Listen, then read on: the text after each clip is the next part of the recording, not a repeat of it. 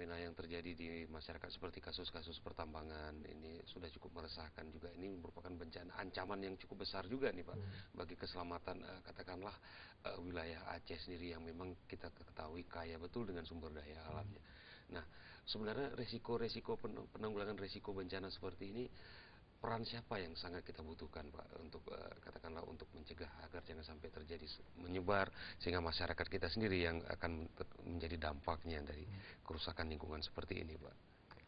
Ya, saya rasa semua pihak harus berperan ya, baik dari legislatifnya, eksekutifnya, sampai ke tatanan bawah itu harus berperan ya, harus betul-betul kita menciptakan suatu masyarakat yang sadar akan risiko bencana gitu.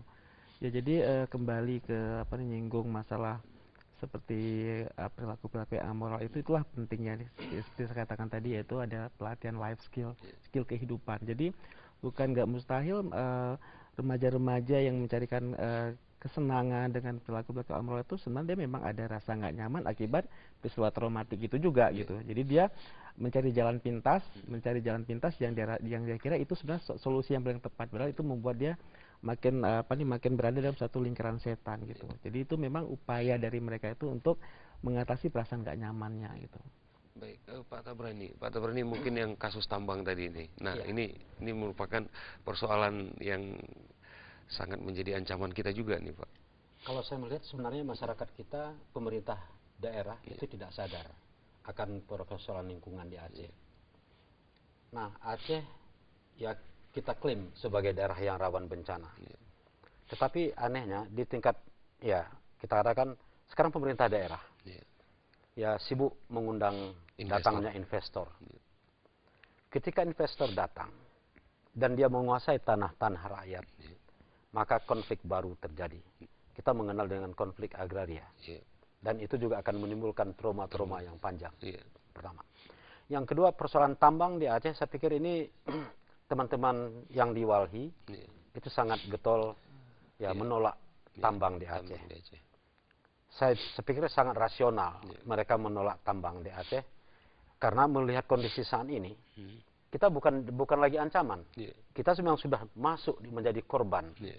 Ya katakanlah sekarang ini di Aceh Jaya, ya di daerah Gunung Ujin, itu kan juga sudah memakan korban.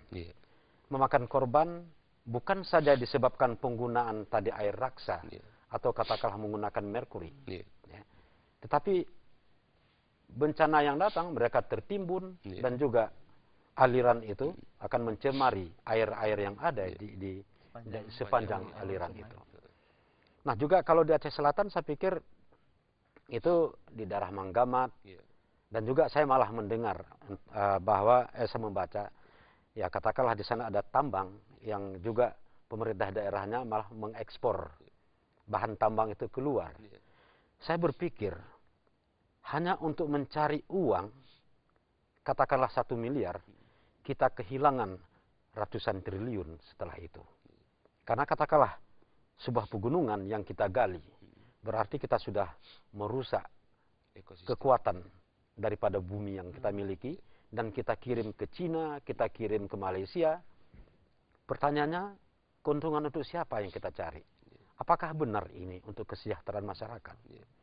Saya juga kebetulan saya juga sudah lama tidak pulang ke Mangging. Saya dari Mangging. Nah di Mangging itu di daerah Payaite itu juga masyarakatnya sudah tergiur dengan tambang. Sehingga mereka melakukan penambangan. Akibat daripada penambangan itu itu tadi. Ya terjadi pencemaran air dan sekaligus masyarakatnya juga merasa teriming-iming untuk mendapatkan hasil yang besar. Padahal tambang dengan resiko saat ini dan resiko ke depan itu memberikan sebuah potensi bencana yang besar. Jadi menurut saya seharusnya pemerintah daerah harus arif dan belajarlah pada bencana yang sudah ada. Jangan karena mengejar PAD lalu dikuras. Ya segala sumber daya yang ada ini sangat berbahaya. Seharusnya pemerintah daerah menjadi kreatif. Bagaimana menggunakan sumber-sumber daya yang bisa diperbaharui untuk diolah. Ini di Aceh ini kita kalau nggak ada medan kita mati. Telur saja paling enak telur Medan. Kan gitu. Kalau nggak ada sayur dari Medan kita nggak bisa hidup. Anehnya lagi, kita punya jagung, Medan punya nama. Nah jadi, dan ini adalah disebabkan kurang kreatifnya pemerintah daerah. Mungkin saja karena memang pengaruh daripada politiknya. Yang mereka kejar adalah bagaimana saya bisa duduk kembali sebagai bupati ke depan. Soal sekarang bagaimana hutan hancur, itu urusan orang lain. Saya kalau seandainya hutan pun hancur, saya bisa pindah ke Medan. Kan begitu. Baik, sebelum kita akhiri ini, Ibu mungkin sedikit saja singkat kira-kira apa harapan Ibu sendiri agar katakanlah seseorang itu bisa mengekspresikan dirinya sendiri, bisa mengatasi dirinya sendiri untuk bisa katakanlah untuk mengurangi trauma ini sendiri, Bu. Singkat saja, Bu. Ya, mungkin semacam ini ya, self healing ya. Bagaimana keterampilan untuk melakukan self healing itu juga perlu ditransfer ya ke masyarakat ya, melalui unit-unit paling kecil atau puskesmas misalnya, melalui sekolah dan sebagainya. Ya, itu akan meningkatkan ketangguhan psikologis masyarakat kita. Ya, mungkin Pak Syahrial singkat saja, Pak. Iya, saya juga sependapat dengan Ibu Nurjana ya. Itu penting ya, self healing itu penting kita berikan kepada ya dari mungkin kita bisa mulai dari remaja ya, dari remaja itu sudah bisa kita berikan cara-cara untuk dia bisa mengobati dirinya sendiri, dan juga harus masih lebih tawakal kepada Allah ya, harus sering ikut pengajian gitu ya, karena itu fitrahnya kita ya, itu yang kita cari sebetulnya. Jadi apabila kita sudah bertawakal, kita jadi lebih pasrah dan bisa lebih tenang gitu. Mungkin Pak Tabrani terakhirnya nih, Pak. Saya sebenarnya juga salah satu survivor dari tsunami. Ya, pada tanggal 24 Desember itu saya berada di ruangan ini. Sebenarnya saya ketika masuk kemari itu mengingatkan saya pada anak saya yang hilang di tsunami. Nah, tapi saya sebagai ya orang yang mengalami ini juga saya mengalami trauma. Jadi apa yang saya lakukan sebenarnya adalah ketika saya memang yang pertama saya harus kembali kepada Allah, bahwa yang saya miliki itu bukanlah milik saya, itu milik Allah.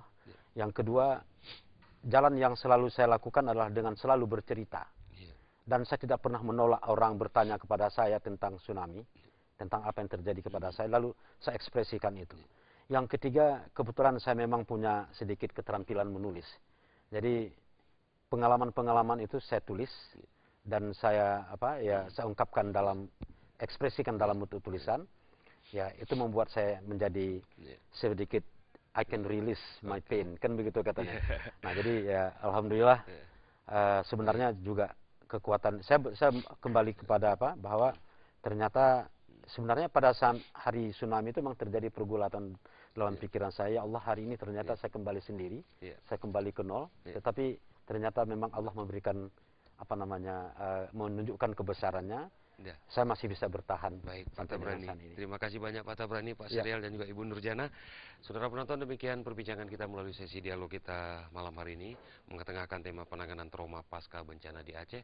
Tentunya harapan kita bersama bahwa pengurangan risiko bencana merupakan hal yang harus kita pedulikan bersama agar ancaman bencana ini tidak lebih lagi bisa mengancam di bumi kita di Serambi Mekah ini. Saya Romi Zuliansa beserta segenap kerabat kerja yang bertugas mengucapkan terima kasih atas perhatian Anda. Wassalamualaikum warahmatullahi wabarakatuh. Waalaikumsalam.